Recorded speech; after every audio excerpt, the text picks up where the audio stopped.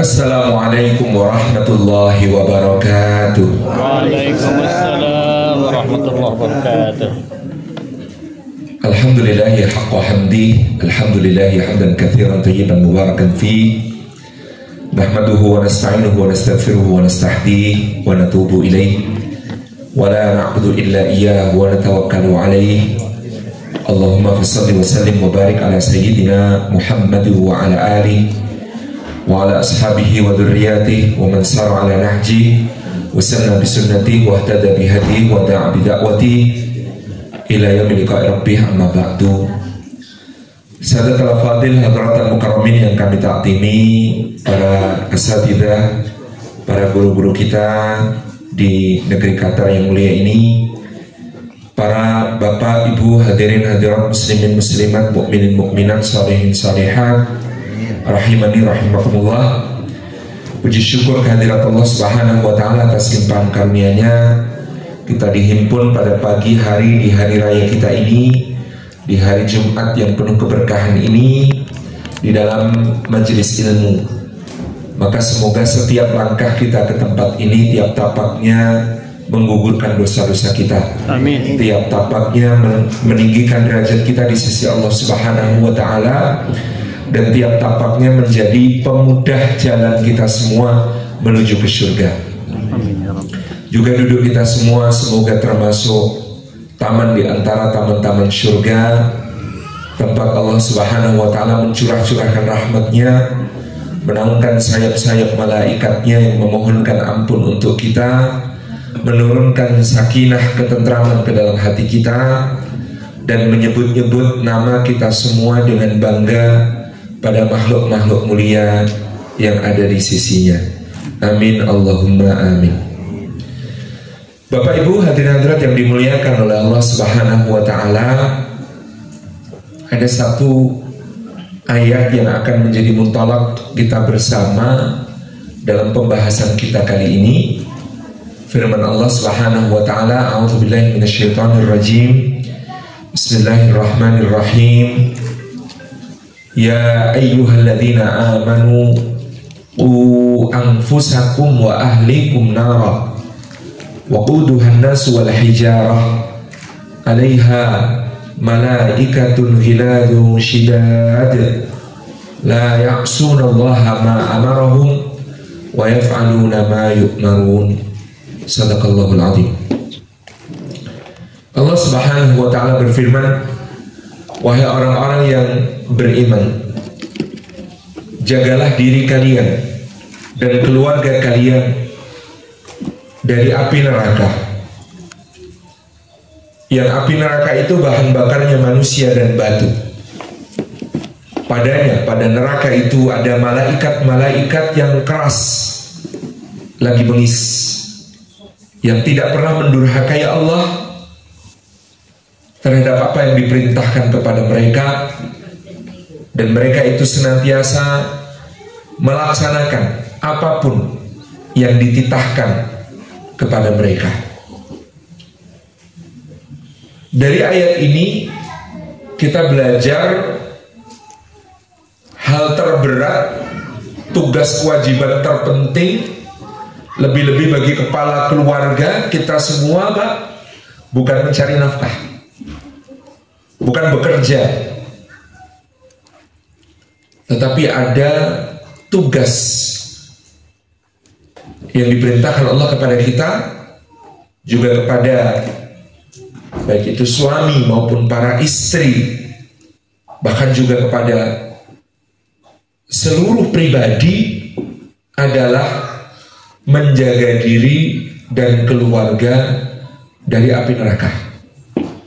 Dan menjaga diri dan keluarga dari api neraka itu lebih berat daripada memasukkan diri dan keluarga ke dalam surga. Kalau saja Allah Subhanahu wa taala berfirman, ya ayyuhalladzina amanu adkhilu anfusakum wa ahlikum jannah.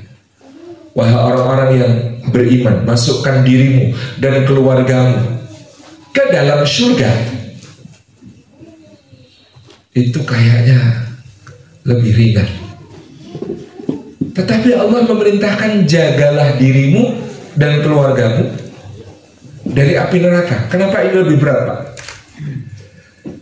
Karena kalau masuk surga itu kan ada 3 skenario. Yang pertama, masuk surga tanpa hisab.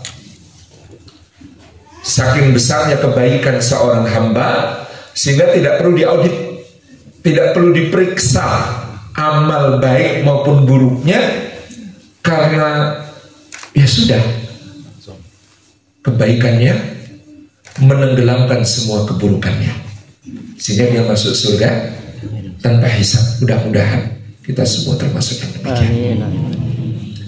Yang kedua, masuk surga dengan dihisab terlebih dahulu, diperiksa seluruh amalnya, ditampakkan oleh Allah nikmat yang pernah dianugerahkan kepadanya, diperlihatkan kepadanya semua perbuatannya di dunia. Ada amal soleh, ada amal salah, ada pahala, ada dosa.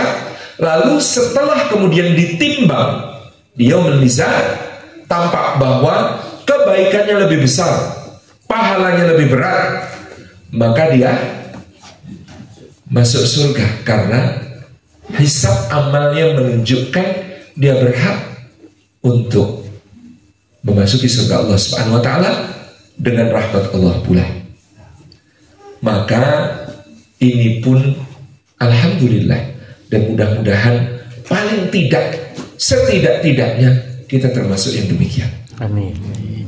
Yang ketiga, ketika dia hisab seorang hamba, dan dia hamba yang beriman kepada Allah Subhanahu wa taala, tetapi keburukan-keburukannya lebih berat, lebih banyak, lebih besar dibandingkan kebaikan yang ada padanya, maka dalam pemahaman Ahlus Sunnah wal Jamaah, dia tetap berhak masuk surga dengan keimanannya, tetapi sebelum memasuki surga Allah, dia harus mensucikan dirinya terlebih dahulu dengan mendapatkan fasilitas transit. Transitnya, na'udzubillahi min dzalik, di dalam siksaan Allah Subhanahu wa taala di api neraka. Setelah dosa-dosanya tertebus, bersih, dan dia tidak dizalimi sedikit pun oleh Allah Subhanahu wa taala, maka baru kemudian diangkat dia untuk memasuki surganya Allah Subhanahu wa taala. Kalau guru saya dulu, Allah yarham Kiai Mu'tamid Khalil, kalau menerangkan itu kadang agak humoris, jadi beliau mengatakan dia sudah agak gosong-gosong kemripi begitu. Itu baru kemudian dimasukkan ke dalam surga. Nah, yang ketiga ini tidak termasuk di dalam kalimat ku anfusakum wa ahlikum nar, tetapi termasuk kalau dikatakan masuklah ke dalam surga. Maka menjaga diri dari api neraka itu lebih berat daripada masuk ke dalam surga. Sehingga ketika Allah SWT berfirman, ya ayyuhalladzina amanu qu anfusakum wa ahlikum nara, itu boleh diterjemahkan sebagai wahai orang-orang yang beriman, masukkan dirimu dan keluargamu ke dalam surga tanpa hisab, atau kalau dengan hisab pastikan amal solehnya lebih banyak, pahalanya lebih besar. Kan begitu pemahamannya. Sehingga di dalam doa-doa kita biasanya diajarkan kepada kita yang lebih sering harus dibaca adalah waqina adzabannar, dan jagalah kami dari api neraka. Karena kalau masukkan ke dalam surga itu masih ada peluang transit tadi. Tetapi kalau jagalah kami dari api neraka, berarti masuk surga tanpa transit. Sehingga tema kita hari ini, meraih surga bersama keluarga, harus ditambahi meraih surga dan menjaga dari api neraka. Karena kalau meraih surga saja masih ada kemungkinan ketiga yang na'udzubillahi min dzalik, pasti itu sesuatu yang sangat berat. Tapi kalau ku anfusakum wa ahlikum nar. Jagalah dirimu dan keluargamu dari api neraka. Ini menjadi satu pengingat yang paling penting bagi kita.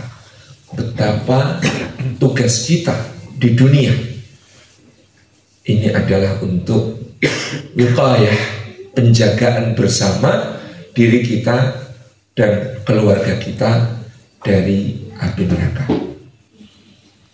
Maka Bapak Ibu yang dirahmati oleh Allah Subhanahu wa taala, di antara kebaikan ketika kita terjaga dari api neraka adalah seperti tadi yang dibacakan oleh Ustaz Rahmat. Dalam konteks yang besar, maka Allah memberikan hak sambung sinambungnya keluarga kita terhimpun di dalam surga. Walladzina amanu wa taba'atum dzurriyyatuhum biiman alhaqna bihim dzurriyyatahum. Dan orang-orang yang beriman, lalu anak cucu mereka, dzurriyyahnya itu mengikuti di dalam keimanan yang sama dengan keimanan orang tuanya ini, alhaqna bihim dzurriyyatahum, maka akan kami himpunkan mereka semua beserta seluruh garis keturunannya ke atas maupun ke bawah. Karena kata dzurriyyah yang kedua itu bermakna lebih luas daripada yang pertama. Kalau dzurriyyah yang pertama maknanya adalah keturunan ke bawah, tetapi dzurriyyah yang kedua terhimpunnya itu bersama seluruh keturunannya ke atas maupun ke bawah. Karena kata dzurriyyah tidak hanya bermakna ke bawah, ada dzurriyyah dalam makna keturunan garis ke atas. Misalnya firman Allah Subhanahu wa taala, "Anna hamala dzurriyyatahum fil fulkil mashhun." Di dalam surah Yasin itu menunjukkan dzurriyyah itu juga dulu leluhur kita. Sehingga kata dzurriyyah yang kedua ini dimaknai oleh para mufassir sebagai keturunan ke atas, garis keturunan ke atas maupun ke bawah, sambung sinambung. Al-Imam Ibnu Katsir ketika mengutip Sayyidina Abdullah ibni Abbas radhiyallahu anhuma, turjumanul Quran yang digelari sebagai sang pentafsir Al-Quran, yang tafsirnya dianggap sebagai yang paling otoritatif karena atas doa Rasulullah sallallahu alaihi wa alihi wasallam, Allahumma faqihhu fid din wa 'allimhu ta'wil, doa untuk Abdullah bin Abbas radhiyallahu anhu. Maka dan ketika itu Ibnu Abbas mengatakan, dihimpunkan itu di mana? Alhaqna bihim dzurriyyatahum, kami himpunkan mereka beserta seluruh garis keturunannya di surga yang sama. Bagi yang beriman, di surga yang sama. Di surga yang sama itu apakah di rata-rata pencapaiannya? Tidak. Diangkat ke derajat tertinggi yang diraih oleh garis keturunan tersebut. Dan Allah Subhanahu wa taala memberikan kabar gembira yang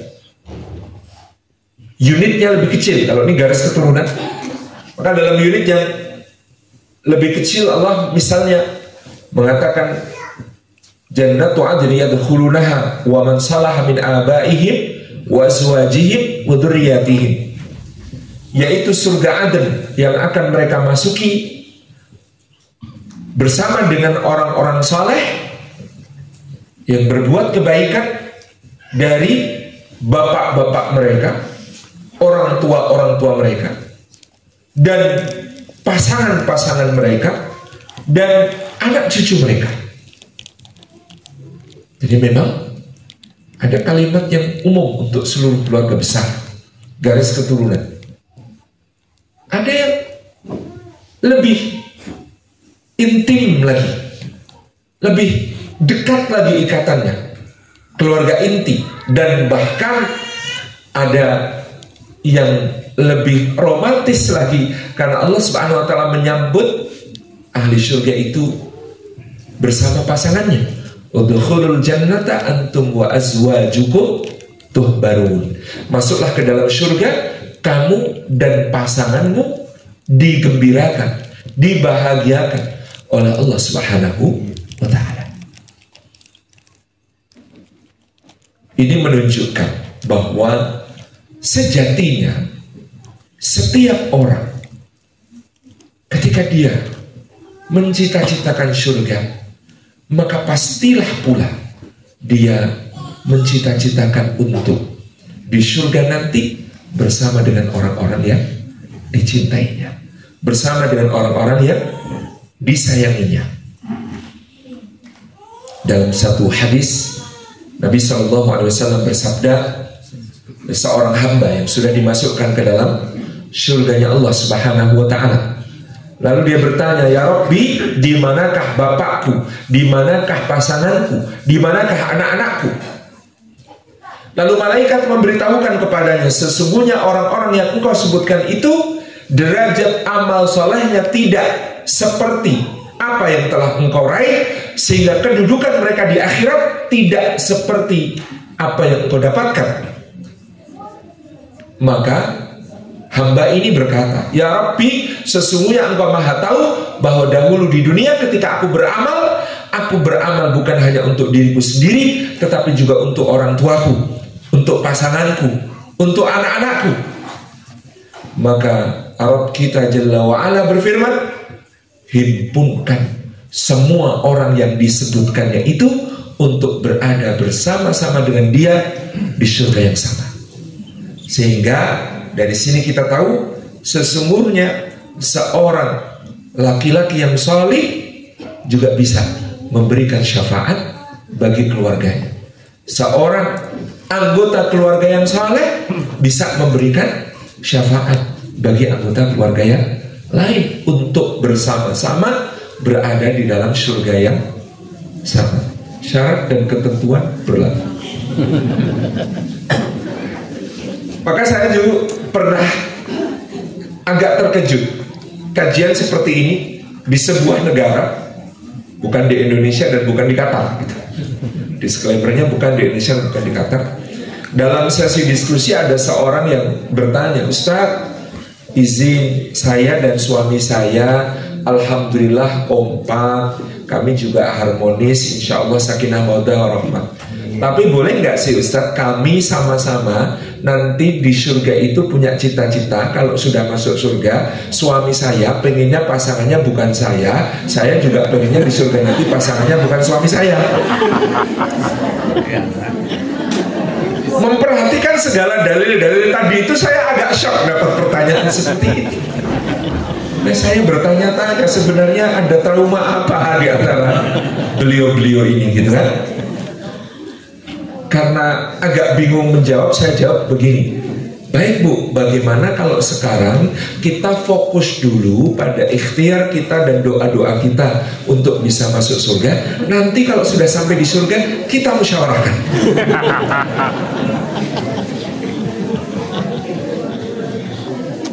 Karena ini agak leon, tidak sejalan dengan apa-apa yang tadi. Pastinya ya, orang kalau di dunia merasakan kebahagiaan bersama dengan orang-orang disayang, yang dicintai, pastinya akan merasakan keinginan yang sama untuk nanti di surga menikmati kebahagiaan, nikmat-nikmat Allah, menikmati segala karunia yang ada di sisi Allah itu bersama dengan orang-orang yang dicintai. Ini yang kemudian kita pahami. Jadi tema hari ini luar biasa karena kita merasakan keadaan dunia hari ini tentang keluarga tidak baik-baik saja. Keadaan dunia di hari ini tentang keluarga tidak baik-baik saja, dan itu sebenarnya ancaman bagi seluruh umat manusia. Fertility rate atau birth rate di seluruh dunia itu sedang turun. Bapak Ibu yang dirahmati Allah, dalam 1 tahun kemarin penduduk Jepang itu berkurang 870.000 jiwa, bukan bertambah, berkurang. Dan sekarang jumlah orang berusia 65 tahun ke atas itu sudah hampir 3 kali lipat dari jumlah orang berusia 0 sampai 15 tahun.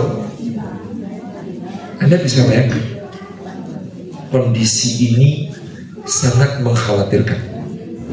Sekolah-sekolah tutup. Dengan sekolah tutup ada begitu banyak dampak yang ada di sekitar. Desa-desa kosong, rumah-rumah dijual dengan harga sangat murah. Tapi itu baru yang tampak sekarang. Kita tahu ke depan akan menjadi masalah yang sangat besar. Orang semakin enggan menikah, yang menikah enggan punya anak, gitu kan? Kata mereka, buat apa punya anak kalau nanti kalau mereka besar ngirim kami ke panti jompo. Anjing jauh lebih setia daripada anak. Mereka menemani kami sampai mati. Karena itu filmnya Hachiko. Korea Selatan, piramida penduduknya lebih mengkhawatirkan lagi. Bentuknya persis seperti nisan. Dan itu juga melanda sebenarnya berbagai negara di Eropa.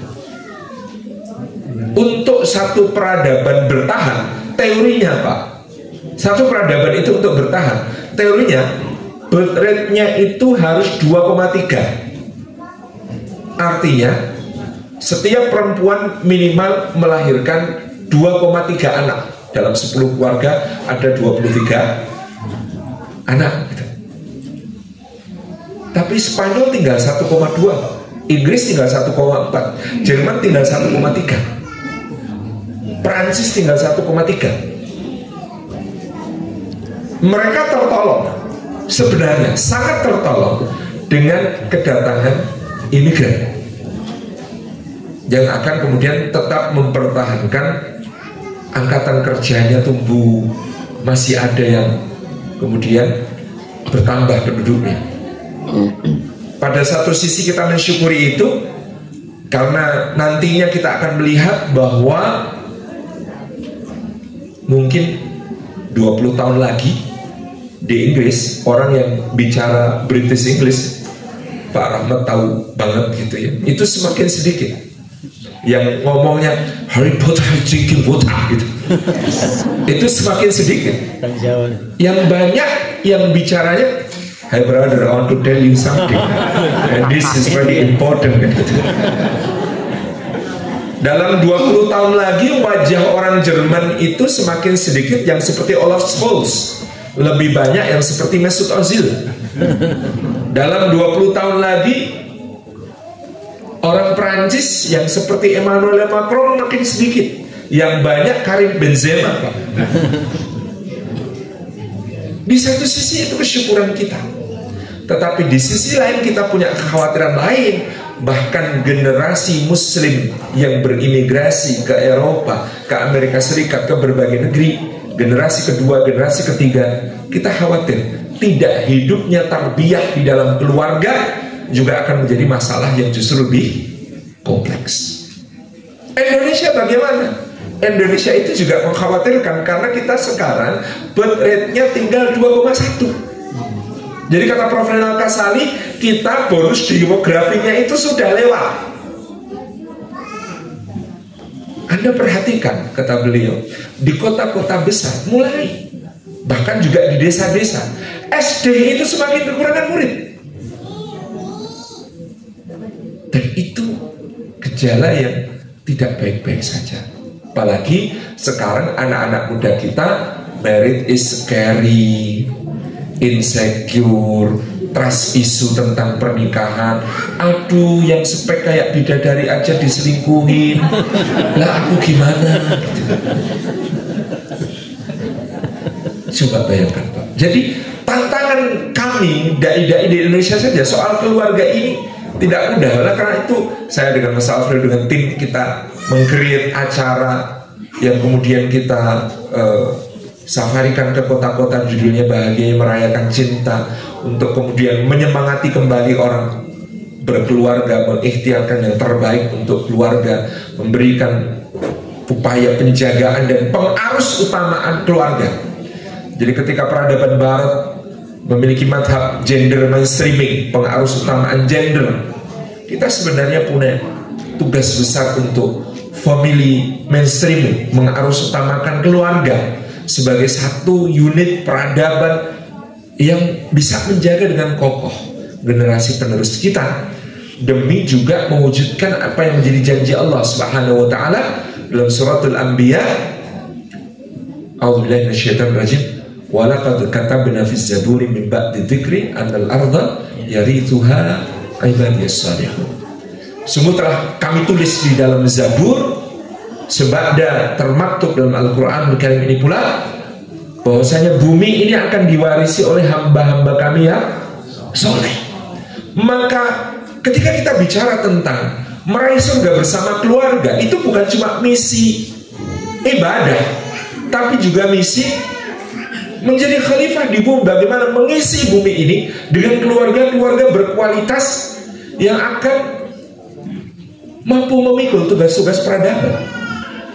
Jadi kita bicara seakan-akan perkara sederhana, keluarga begitu ya. Tetapi dia sebenarnya kita bicara tentang peradaban. Bukan cuma soal nanti masuk surga bersama-sama, itu yang terpenting, di antara semua yang penting. Tapi juga di dunia bagaimana keluarga yang surga sebelum surga, sehingga dia bisa kemudian menanggung, memikul tugas-tugas peradaban. Karena menjaga keluarga itu, kalau kita ambil pemahaman dari hadis Nabi SAW tentang iblis, itu menjadi salah satu perjuangan yang amal yang paling besar nilainya di sisi Allah Subhanahu wa taala. Karena hadis tentang iblis ini menarik. Ketika Nabi SAW mengatakan ketika iblis kemudian setelah bersumpah di hadapan Allah untuk menyesatkan anak keturunan Adam, maka dia membangun singgasananya di atas lautan. Kemudian setiap pagi dan petang berduyun-duyun, berbondong-bondong, semua anak buahnya dari para syayatin, setan-setan itu datang untuk melapor berbagai hal yang berhasil dilakukannya dalam menggelincirkan manusia. Ada setan yang melapor, saya berhasil menggelincirkan si fulan, dia sekarang setelah upaya saya yang luar biasa, dia sekarang mau mencicipi minum khamr. Kemudian oleh pemimpin para setan, sang iblis, dikatakan kayak gitu aja kok bangga. Enggak, itu bukan prestasi. Ada yang lapor maksiat B, maksiat C, maksiat D, semua keberhasilan menggelincirkan manusia ke dalam kemaksiatan itu dilaporkan oleh setan-setan. Dan pemimpin para setan mengatakan kayak gitu kok dibanggakan, bukan prestasi. Tetapi begitu ada satu setan melaporkan, saya berhasil memisahkan si fulan dari istrinya, maka pemimpin para setan itu kemudian mengatakan, wah ini baru jos, top markotop, prestasi keren. Satu-satunya prestasi yang diapresiasi oleh sang pemimpin para setan itu adalah merusak keluarga, menghancurkan ikatan rumah tangga. Pertanyaannya, kenapa? Penjelasan para ulama, karena dosa-dosa yang lain yang dilaporkan oleh setan-setan yang lain itu, kalau malamnya pelakunya itu nyesel, netes air mata, lalu bertobat, istighfar, mohon ampun sama Allah, bersih dia, diampuni semua dosa oleh Allah Subhanahu wa taala, bahkan diangkat derajatnya oleh Allah ke kedudukan yang bahkan lebih tinggi daripada orang yang nggak pernah dosa. Jadi segala ikhtiarnya, perjuangannya setan untuk menggelincirkannya mungkin dalam beberapa hari, dalam beberapa pekan, mungkin dalam beberapa bulan, itu menjadi sia-sia. Maka berbahagialah orang yang memperbanyak istighfar, banyak bertobat, banyak mohon ampun. Karena Anda banyak membuat setan gigit jari, membuat banyak setan kecewa, membuat banyak setan itu merasa useless. Tuh. Meskipun dulu bercandaannya kami kalau di pondok ngerjain setan. Gimana Bu caranya ngerjain setan? Berdasarkan hadis, kalau kamu makan, kamu membaca nama Allah, bismillah, setan tidak bisa ikut makan. Tapi kalau kamu nggak baca bismillah, setan mendapatkan bagian dari makanan. Maka kami biasanya masak sambal terong pedes sepedes-pedesnya, pakai nasi putih menul-menul, menyiapkan tombo pedesnya itu dari kerak nasi, diguyur air panas, ditunggu hangat. Itu obat untuk kepedesan yang paling mujarab. Lalu kami makan bareng-bareng, syaratnya ayo yang ikut makan nggak boleh baca basmalah. Lalu makan, kan setannya ikut gitu, karena nggak baca basmalah. Begitu selesai makan, minum wajib baca basmalah. Bismillah, minum. Ini tadi kenapa toh? Kan saya waktu itu junior nggak ngerti gitu ya, diajak senior cuma begitu. Kita ngerjain setan, lu kok iso? Lah tadi ikut makan kepedesan tapi nggak bisa ikut minum.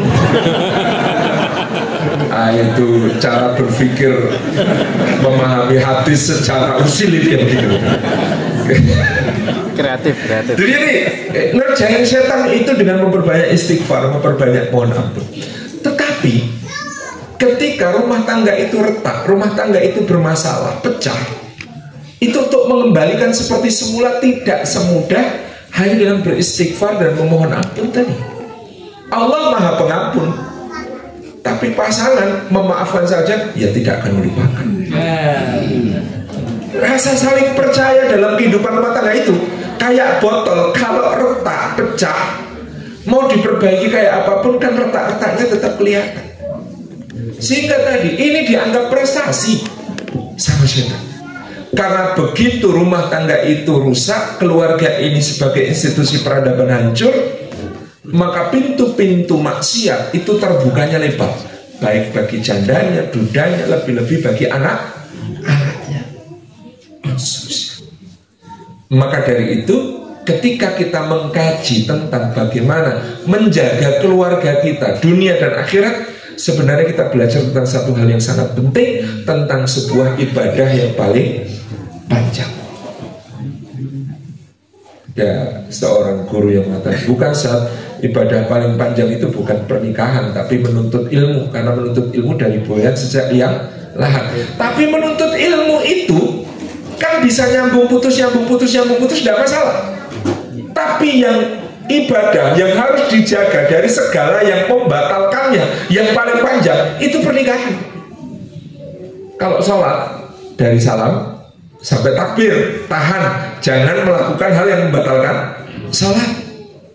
Kalau puasa dari terbit fajar sampai terbenam matahari, meskipun kalau di Scotland bisa panjang itu Pak, tapi tetap nggak lebih dari 23 jam itu. Haji atau umroh dari sejak ambil mikot berihram sampai tahallul. Sekarang umroh cepat banget karena pakai kereta cepat, langsung gitu ya, dan kemudian hanya beberapa jam saja. Haji beberapa hari saja. Tapi yang namanya pernikahan kan kita menjaga dari segala yang membatalkannya itu, sejak akad diucapkan sampai akhir hayat, paling panjang. Nah, kalau menuntut ilmu kan ini ke toilet nggak apa-apa balik sini. Nggak, hari ini kita tutup selesai, besok ada pengajian lagi kan nggak masalah. Tapi pernikahan nggak bisa seperti itu. Menjaga dari segala yang membatalkannya sejak akad terucap sampai kelak menghadap Allah Subhanahu wa ta'ala. Nah, maka dari itu, dari muqaddimah ini kita masuk ke materi bagaimana cara meraih surga sekeluarga. Bagaimana ikhtiar kita menjaga diri dan keluarga dari api neraka. Muqaddimah itu boleh lebih panjang daripada kitab muqaddimahnya Ibnu Khaldun itu nggak ada isinya. Nggak ada isi muqaddimah. Nah, Bapak Ibu yang dirahmati oleh Allah Subhanahu wa ta'ala, maka dari ayat yang dibaca Ustaz Rahmat tadi, apa yang pertama-tama menjadi tali pengikat sambung sinambungnya kita bersama seluruh keluarga kita supaya bisa meraih surga Allah dan menghindar dari api neraka secara keseluruhan. Yang pertama adalah saling mendoakan. Tali pengikat yang sangat kuat di dalam keluarga kita adalah bagaimana kita satu sama lain senantiasa saling mendoakan. Suami mendoakan istri, istri mendoakan suami, orang tua mendoakan anak, anak mendoakan orang tua. Ini kebiasaan yang sejak awal harus kita tanamkan. Anak-anak saya sejak kecil sudah tetap saya talafut untuk mengajari mereka berdoa, Rabbana hab lana min azwajina wa dzurriyyatina qurrata a'yun waj'alna lil muttaqina imama. Padahal belum punya istri, belum punya anak, tapi penting mereka berdoa sejak kecil tentang itu. Penting mereka kita tanamkan untuk menjadikan doa ini sebagai pengikat paling utama dalam keluarga kita.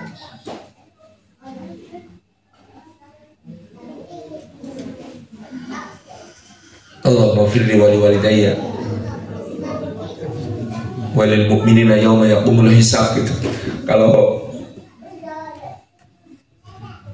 bapak saya dulu, kalau doain bapakmu ini aja ya, Le.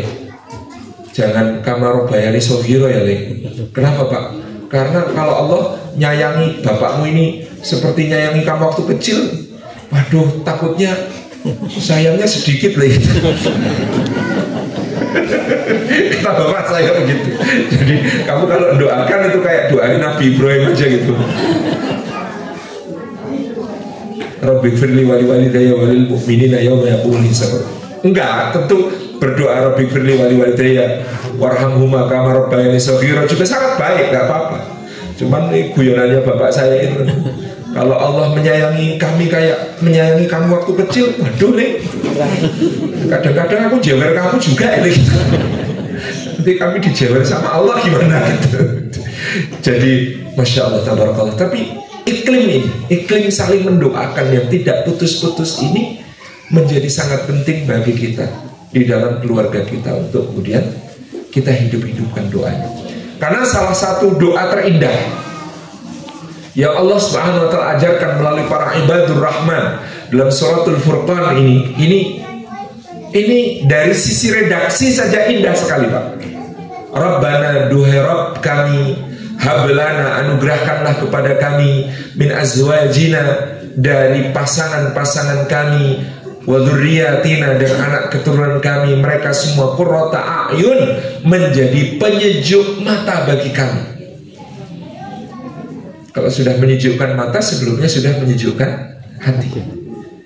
Kata qurratu a'yun itu di dalam keluarga, kata guru saya Allahu yarham Haji Muqtamed Khalil, itu seperti kata khusyuk dalam sholat. Jadi kalau kita mengatakan khusyuk tentang sholat, itu kan sholat yang paripurna, berarti sudah tidak perlu disebutkan bahwa taharahnya sempurna, bahwa suci badan, pakaian dan tempat, suci hadas dan suci dari najis, bahwa sudah menutup aurat dengan baik, bahwa sudah menghadap kiblat, bahwa bertakbiratul ihram dengan sempurna mengagungkan Allah, bahwa menghayati bacaannya sejak doa iftitah, bahwa dalam suratul Fatihah menyadari bahwa sedang berdialog dengan Allah Subhanahu wa taala, membaca surat dengan memohon keridhaan Allah, rukuk dengan bertasbih memuji Allah Subhanahu wa taala dan mengagungkannya, iktidal dengan berdoa, sujud dengan kehambaan yang sedalam-dalamnya, seterusnya tumakninah di setiap gerakannya sampai akhir dia kemudian salam. Itu kan disebut sholat khusyuk. Itu dengan semua hal tadi. Sama kata beliau, menyebut keluarga kok qurratu a'yun, itu berarti menyejukkan mata dengan apa yang ada dalam hatinya, dengan apa yang ada dalam amalnya, dengan apa yang ada dalam akhlaknya, semua disebut sebagai qurratu a'yun. Maka qurratu a'yun itu ya ruhnya, ya hatinya tunduk kepada Allah Subhanahu wa taala,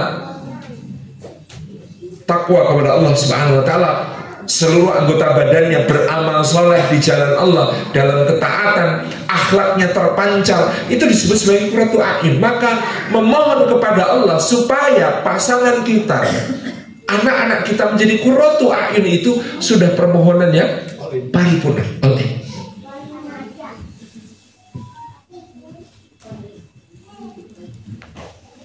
Ini doa yang luar biasa tadi. Kalau rajin-rajin Pak membaca doa qurratu a'yun ini, memandang istri, insya Allah tidak cuma tampak wujud duniawinya, tampak bayang-bayang surgawinya Pak. Insyaallah. Karena kita ini zaman bahaya, di mana-mana kan fitnah laki-laki itu. Orang kan kalau nangis ya, kata Syekh Ayat Al-Qarni, laki-laki kalau menangis itu biasanya yang tangannya itu refleksnya nutupin mata. Kalau perempuan nangis, tangannya refleks nutupin mulut gitu. Itu ibu, bapak-bapak itu gini guys. Kata beliau, karena seakan-akan Allah hendak menunjukkan di titik mana paling banyak dosanya. Iya, kalau ibu-ibu mulut, bapak-bapak gini guys. Seakan-akan Allah hendak menunjukkan di titik mana paling banyak dosanya. Bener. Ya kalau nyari yang cantik kan setiap hari, setiap detik yang cantik itu keluar edisi baru Pak. Gak ada habisnya. Makanya kalau membaca Rabbana hablana min azwajina wa dzurriyyatina qurrata a'yun, itu insya Allah istri kita bukan hanya tampak wujud duniawinya, tapi insya Allah bayang-bayang surgawinya. Kata Ibnu Qayyim, kalau wanita salihah masuk surga maka dia 70.000 kali lipat lebih cantik daripada bidadari yang paling cantik. Kalau masuk surga itu 70.000 kali lipat lebih cantik daripada bidadari yang paling cantik. Sekarang Pak sedang menyamar, dan kadang-kadang itu penyamarannya sempurna, pakai daster yang warna aslinya sudah nggak ketahuan. Jadi itu penyamaran saja Pak, harap dimaklumi. Sama dengan ibu-ibu kalau banyak berdoa, doa qurratu a'yun ini insya Allah bapak-bapak bukan cuma tampak wujud duniawi, tapi juga insya Allah bayang-bayang surgawi. Karena bapak-bapak ini mau kayak apapun sekarang, besok kalau masuk surga kata Nabi SAW dibangkitkan dalam paras setara Yusuf alaihi salam, dalam usia seperti Isa alaihi salam ketika diangkat ke surga. 33 tahun Bu, ingat waktu bapak 33 tahun ya. Dan parasnya setara Nabi Yusuf, bahaya Bu, jangan pegang pisau. Itu seindah itu ya. Sekarang sedang acting Bu. Dan actingnya kadang-kadang memang menjengkelkan untuk uji ibu itu. Habis mandi anduknya taruh atas tempat tidur. Kalau ngambil baju di lemari yang diambil bawah berantakan sampai atas gitu. Itu bagian dari wujud duniawi yang masih tersisa. Kayak memperbanyak Rabbana hablana min azwajina wa dzurriyyatina qurrata a'yun, dan itu diungkapkan dengan penuh rasa syukur Pak. Dari doa itu saya ceritain sama Mas Pri GS, Allahu yarham, budayawan dari Semarang itu. Lah iya tadi, kalau aku loh waktu itu nikah sudah 33 tahun, apa yang tersisa dari kecantikan dan ketampanan Dek? Habis Dek, minus malah. Tapi aku berusaha selalu mengungkapkan cintaku pada istriku. Gak kurang-kurang Dek, pagi-pagi itu dia masak di dapur. Ya Allah, masaknya itu Dek sambal terasi, smell like hell, taste like heaven. Tapi ketika dia masak itu pakai daster yang tambalan 7 tempat, nodanya lengkap, ada terasi, ada kecap, ada saus, ada oli, minyak jelantah, lengkap itu Dek. Terus dia masak serang-serang, asapnya itu Dek menyelusup di sela-sela rambutnya, berpadu dengan keringatnya. Dalam keadaan seperti itu, aku peluk dia dari belakang, aku cium kepalanya, aku cium pipinya. Lalu dia akan menyikut perutku dan berkata, "Oh, bose." Maka di saat seperti itulah aku ungkapkan kepadanya, Bu, menciummu, memelukmu di saat kamu rapi, wangi, muda, cantik, biasa. Menciummu, memelukmu di saat seperti inilah yang disebut sebagai jihad akbar.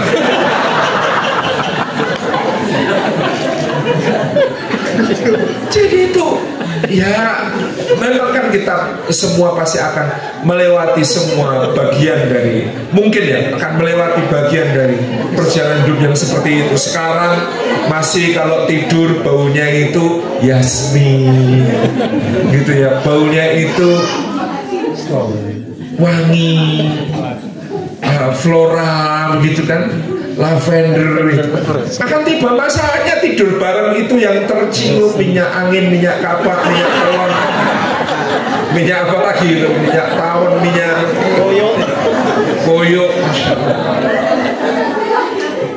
Dan itulah bagian dari bagaimana qurratu a'yun, doa ini menjaga di antara kita. Sama dengan anak-anak kita, ketika kita menatap mereka dengan doa qurratu a'yun itu yang tampak ini bayang-bayang ini jalan surga, ini jalan surga.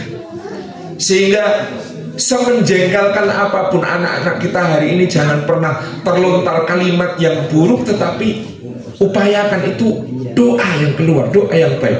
Dalam hal ini saya belajar sama istri saya, karena anak-anak saya sudah hafal. Kalau sama uminya, kok sampai uminya bilang Robbi habli minas sholihin, berarti uminya lagi muak banget. Jadi kalau marah itu yang keluar Robbi habli minas sholihin, yang keluar itu mohon anugerah dari Allah anak-anak yang soleh. Itu anak-anak saya sudah hafal. Sampai kalau umi sampai bilang Robbi habli minas sholihin itu berarti udah marah banget tuh itu. Jadi apapun yang anak-anak kita sekarang mungkin belum seperti harapan kita, pun dengan doa qurratu a'yun tadi, kita kalau bisa mengungkapkan kalimat-kalimat yang baik, ucapan-ucapan yang baik.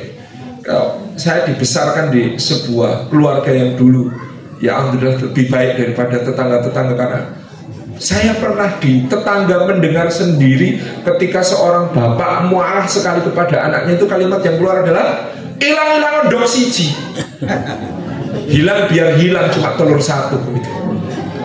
Itu kan ya Allah gitu ya, gimana rasanya jadi anak yang diberikan kalimat yang semacam itu. Dan ini ya karena memang di eyang-eyang saya itu anak-anaknya banyak-banyak gitu ya. Jadi eyang gede saya itu 12 putranya dari satu istri, eyang saya 9 gitu. Terus jadi saya sampai pernah mendengar di tetangga itu kalimat seperti itu, hilang-hilang dok siji. Saya bilang naudzubillah lah, saya jangan sampai mengucapkan kalimat seperti itu. Itu yang kita perlu tata ya, sehingga kalimat yang keluar dalam keadaan apapun itu doa yang baik kepada mereka. Wa ja'alna lil muttaqina imama. Nah, doa yang kedua ini lebih istimewa lagi. Dan jadikanlah kami sebagai pemimpin bagi orang-orang bertakwa. Oh, doa itu biasanya itu sifatnya itu tawadhu. Wa ja'alna minat tawabin, wa ja'alna minal mutatahhirin, wa ja'alna min ibadikas salihin, gitu kan. Doa itu kan biasanya begitu. Dan jadikanlah kami ya Allah termasuk orang yang bertaubat, satu di antara banyak orang yang bertaubat. Ya Allah jadikanlah kami termasuk satu di antara banyak orang yang mensucikan diri, satu di antara banyak hamba-hambamu yang soleh. Tapi doa ini tidak berbunyi waja'alna minal muttaqin. Perhatikan, doa ini tidak berbunyi waja'alna minal muttaqin, dan jadikanlah kami termasuk orang-orang bertakwa. Bukan. Kalau untuk keluarga kita dituntun oleh Allah untuk meminta terambis, kata anak-anak sekarang, yang paling ambisius, yang paling tinggi, yang paling mulia.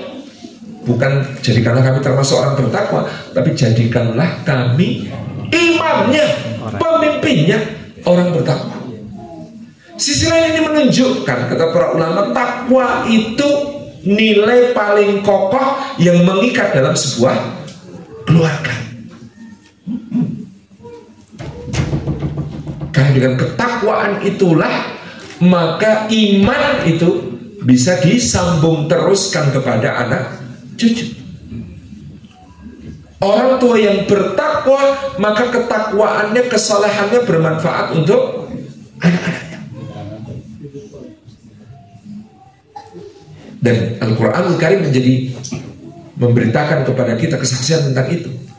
Solehnya orang tua, takwanya orang tua itu bermanfaat untuk anak-anaknya. Loh, apa keutamanya dua anak yatim di sebuah kota yang menjadi setting kisah episode ketiga Nabi Musa belajar kepada Khidir alaihissalam? Apa keistimewaan dua anak yatim itu sampai Allah untuk menyelamatkan harta pusaka warisan mereka mengirim dua manusia termulia pada zaman itu, Musa alaihissalam, Rasulul Azmi, pemimpin Bani Israel, Kalimullah, dan gurunya ke tempat itu hanya untuk menegakkan sebuah dinding supaya harta pusaka warisan kedua anak yatim itu selamat. Apa keistimewaan dua anak yatim itu? Wa kana abuhuma sholihan. Karena bapak mereka berdua dulunya adalah orang saleh. Dalam tafsir disebutkan bahwa itu bukan bapak langsung, tapi kakek ketujuh.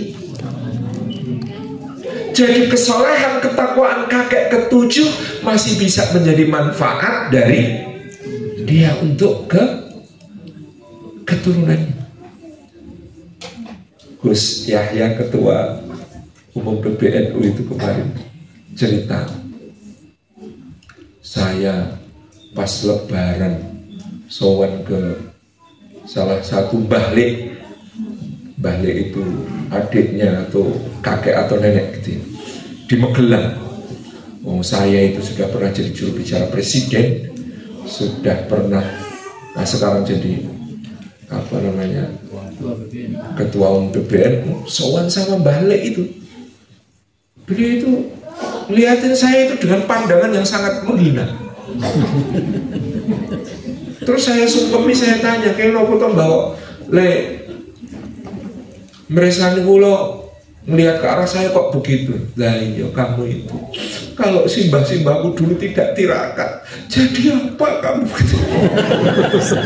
Jadi kamu sekarang bisa seperti ini bukan kamu, ini doanya simbah-simbahku. Kamu mondok ambiar kuliah bubar kok. Iya juga ya kata gitu. Jadi itu barokahnya doanya simbah-simbah kita kata. Jadi kesolehan yang dulu leluhur kita itu bermanfaat sampai kita, jangan sampai putusnya di tangan kita, yang kemudian tidak berlanjut ke anak keturunan kita. Nanti takutnya sama kayak orang kaya 7 turunan, Pak. Jadi ada orang ngaku, saya ini dari keluarga kaya 7 turunan. Loh, kok bapak miskin? Saya keturunan ke-8. Bahaya kalau terputus gitu ya. Jadi kalau terputus itu bahaya. Jadi jangan terputus di tangan kita untuk melanjutkan kesolehan tersebut. Nah, ini doa ini menjadi tadi hal yang penting. Dan takwa itu sebagai sebuah nilai yang paling mengikat dalam keluarga. Tentu dalam beberapa bentuk, karena kata takwa itu kan luas. Bagaimana menjalankan perintah Allah, menjauhi larangannya, bagaimana bermuraqabah, selalu merasa diawasi oleh Allah Subhanahu wa ta'ala, bagaimana berhati-hati. Karena salah satu makna takwa yang paling mendasar itu hati-hati. Wa man yattaqi syubhat, barang siapa berhati-hati terhadap yang syubhat misalnya, itu makna takwa. Dan itu kepada keluarga kita.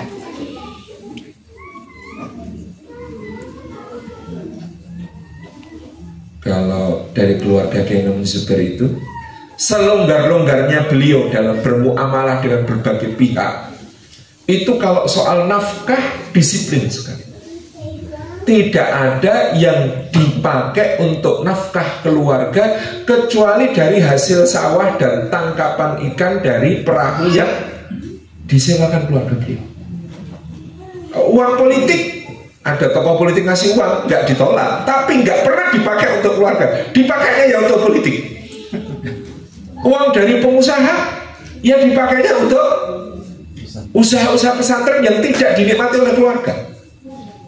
Uang dari orang nyumbang, ya semua yang masuk ke pondok untuk nafkah keluarga benar-benar cuma itu, berasnya dari sawahnya dan kemudian juga tadi dari penjualan ikan yang dikelola oleh keluarga juga. Kehati-hatian. Nah, kalau tirakat ya, orang dulu menyebutnya orang tua itu tirakat bukan untuk dirinya sendiri tapi untuk keluarganya, untuk anak-anaknya, itu juga memang Masya Allah kesolehan orang tua luar biasa dampaknya bagi anak. Saya punya sahabat namanya Pak Gopar. Bapak-bapak itu nanti kalau suatu saat ke Jogokaryan atau ke Kerapiak masih bisa ketemu. Di dekat Pondok Kerapiak itu ada orang jualan gorengan namanya Abdul Ghofar, panggilannya Pak Gopar. Yang saya takjub dulu pertama kali ketemu Pak Gopar tahun 2001 itu adalah beliau istiqomah puasa Daud, istiqomah tahajud. Saya tanya, Pak Gopar, lah iya kok bisa kayak begitu tuh? Rahasianya apa? Oh saya malu Gus ditanya. Lah gimana? Lah dulu itu waktu Kiai Khalil Bisri ke Kerapiak, saya itu diminta pijiti. Ketika saya pijiti, terus disuguh minum. Beliau nyuruh saya minum, saya bilang, alhamdulillah Pak Yai saya baru puasa, ini baru mulai mau Senin Kemis. Weh, hebat ya Par, kamu tirakat ya Par ya. Iya Pak Kiai, ya Bapak Ibumu dulu tirakat enggak Par? Ya kalau puasa kadang-kadang Pak Kiai tidak rutin, sholat malam juga tidak rutin. Kalau pas kuat itu Bapak Ibu saya lah.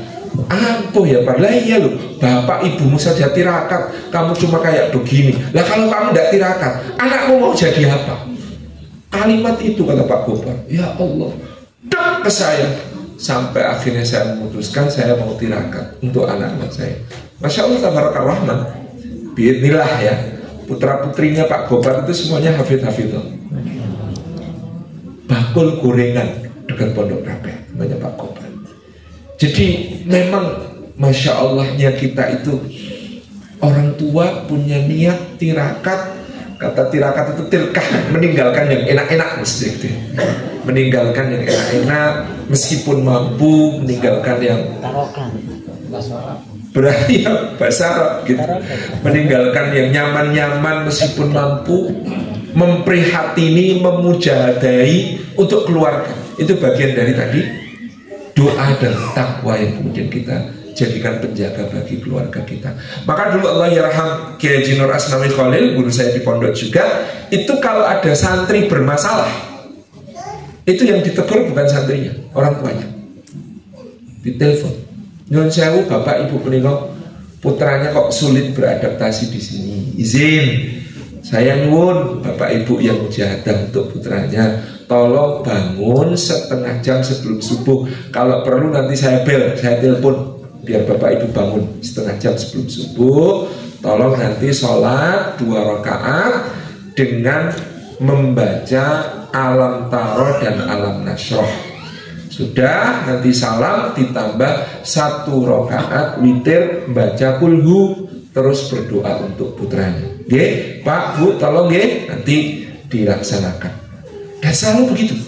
Jadi orang tuanya yang pertama diminta untuk bermujahadah supaya anaknya di pondok itu ngajinya lancar.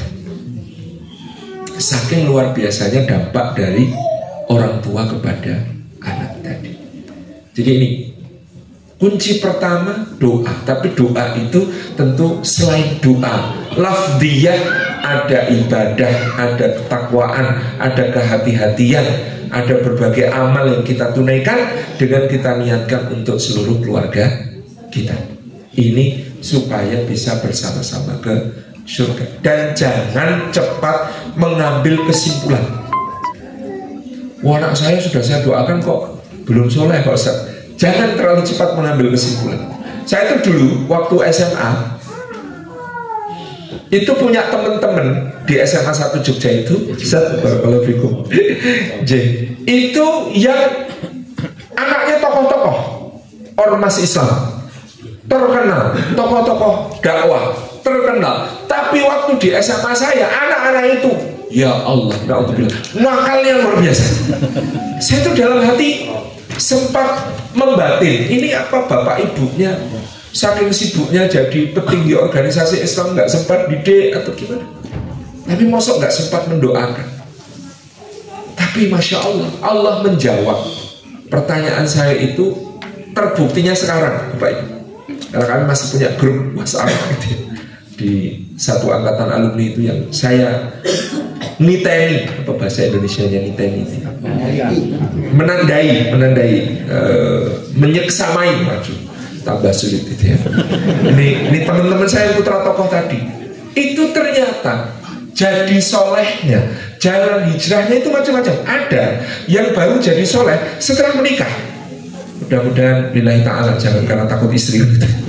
Amin. Ada yang solehnya karena sudah menikah. Ada yang solehnya itu ketika bapak ibunya wafat.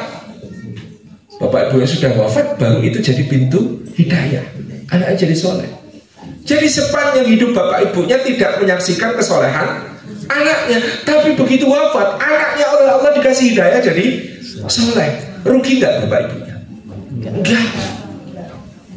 Sama sekali. Ini yang masya Allah tabaraka rahman gitu ya. Jadi saya oh benar, asalkan bapak ibunya tidak pernah lelah mendoakan, hanya soal waktu kapan Allah memberikan petunjuk kepada anak-anaknya untuk jadi anak yang soleh. Jadi jangan pernah mengukur dengan keadaan sekarang. Yang penting berdoa terus. Kayak dulu ada bapak ibu datang ke kiai saya, Kiai Mu'tamid Khalil Allah yarham, itu ngadu karena saya ini santri dalam, sering tugasnya itu nyuguhkan minum, terima tamu. Kalau di rumahnya kiai itu saya nyimak obrolannya dari balik tirai. Jadi bapak dan ibu ini ngomong sama kiai saya, ya Allah Pak Kiai, kami ini dosa Pak Kiai.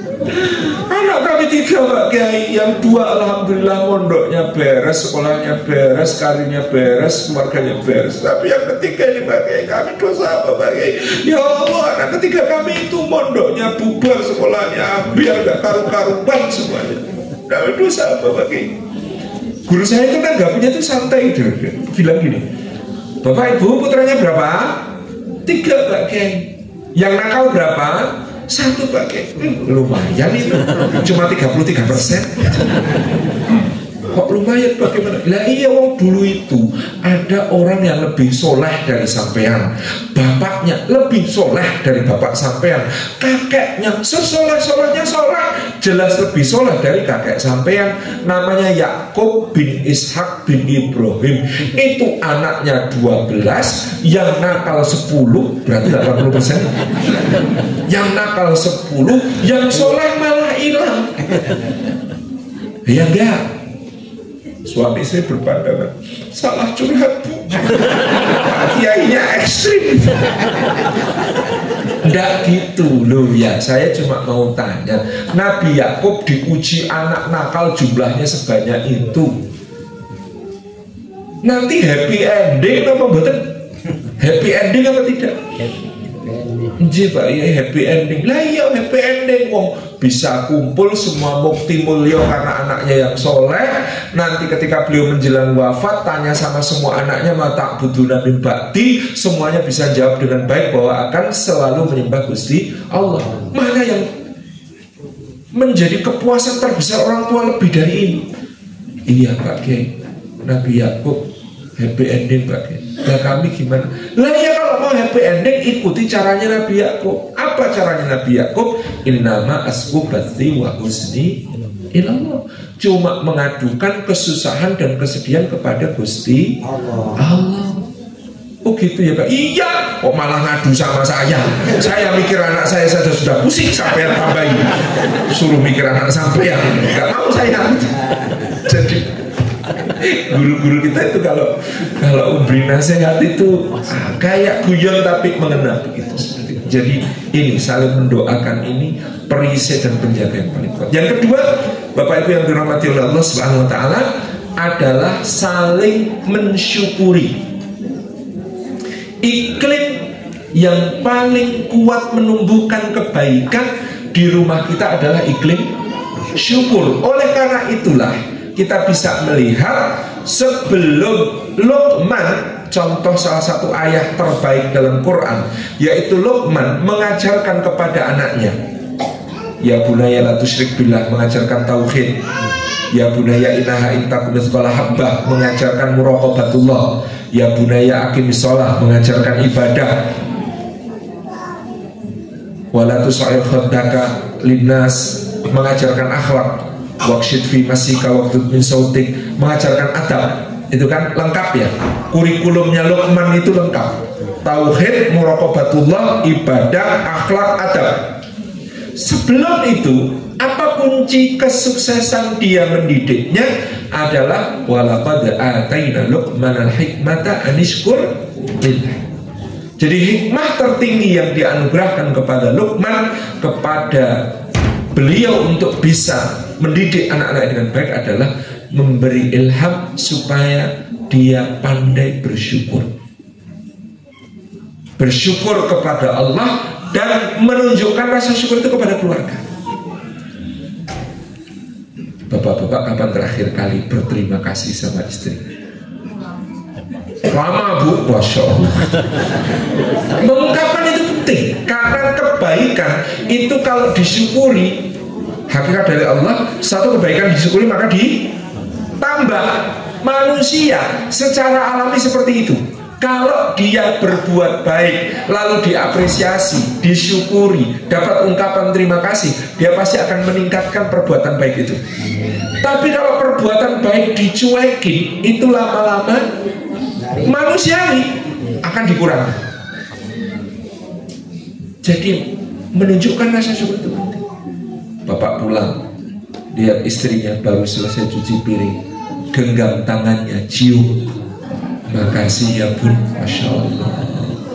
Tangan yang kayak begini ini yang bisa nuntun aku dan anak-anak ke surga, yang bekerja keras sepanjang hari. Duduk sini Pun, tak pijitin punggungnya. Cuman bapak-bapak itu kalau mijitin biasanya tidak fokus gitu. Tapi ada ungkapan rasa syukur. Ibu-ibu juga begitu. Bapak pulang, bawa bawaan, diterima bawaannya di pintu, dicium tangannya. Terima kasih ya Pak, jazakallahu khairan, sudah bekerja keras, membanting tulang sampai linu-linu, memeras keringat sampai kering kerontang. Bapak ini Masya Allah, insya Allah ahli surga. Amin.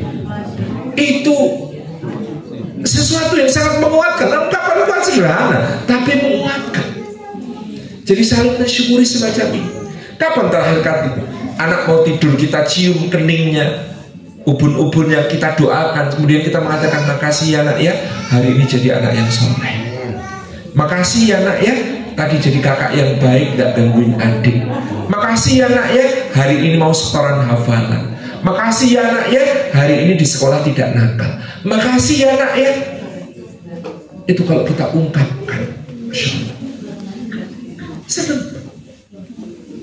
Karena mengapresiasi kebaikan-kebaikan itu jauh lebih kuat daripada memuji sekedar memuji. Waduh gantengnya, itu kurang bermanfaat gitu. Tapi kalau tadi dengan ungkapan yang menguatkan kebaikan-kebaikan yang ada padanya, itu insya Allah akan menjadi sesuatu yang semakin memperbesar kebaikan di dalam keluarga. Saya kadang-kadang tanya sama ibu-ibu, ngetes seberapa kuat naluri kesyukuran kita itu. Ada anak umur 4 tahun, habis makan, piringnya mau dibawa ke wastafel, di tengah perjalanan piringnya jatuh, pecah.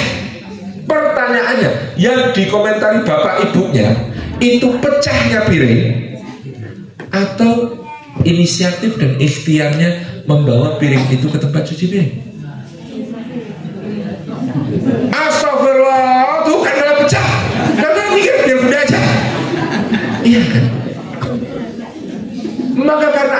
mendengarnya kalimat seperti itu dia kapok untuk mengulang kebaikan itu. Dia nggak usah, nanti malah pecah dimarahin bunda. Sehingga kita perlu mengubah. Misalnya kita apresiasi dulu, Masya Allah, anak pinter, anak bertanggung jawab, itu keren namanya mas. Habis makan piringnya dibawa ke tempat cuci piring, itu keren mas. Kata Allah ya, jatuh ya, nggak apa-apa mas, bersihin, bunda bantu. Biarkan dia tetap menjadi aktor utama di dalam peristiwa itu. Jangan bilang sini bunda bersihin, enggak, mas bersihin, bunda bantu. Meskipun yang kerjanya lebih banyak bunda, tapi mas bersihin, bunda bantu. Dia adalah aktor utama di dalam peristiwa tersebut. Terapresiasi, dia akan mengulang kebaikan itu dengan lebih hati-hati, dan insya Allah dia belajar banyak. Tapi karena terbiasa, biar bunda aja bersih, sampai gede suruh bantu cuci piring, terngiang-ngiang kalimat itu, bunda aja bersih, bunda aja bersih.